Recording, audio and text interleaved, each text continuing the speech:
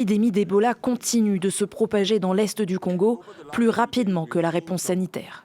Le bilan est désormais de près de 2000 contaminés et plus de 700 décès, des chiffres qui pourraient être largement sous-évalués selon l'OMS.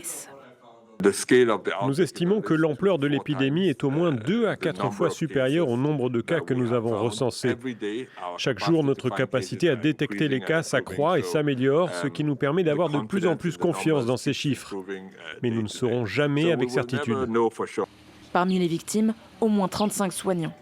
Alors au centre de traitement de Rwampara, au nord-est du pays, des dizaines d'employés assurent le service minimum. Médecins, ambulanciers et fossoyeurs sont en grève depuis lundi pour dénoncer des conditions de travail dangereuses et des salaires impayés depuis 1 mois et demi. Aussi, il faut que le gouvernement congolais, notre État, puisse songer à nous parce que c'est donné à côté des conseils professionnels. Nous avons aussi des femmes, des enfants qui étudient. Il faut qu'ils voient aussi notre papa comme il se sacrifie. Il faut qu'il y ait quelque chose qu'on peut aussi amener à la maison et ça peut aussi faire quand même un honneur.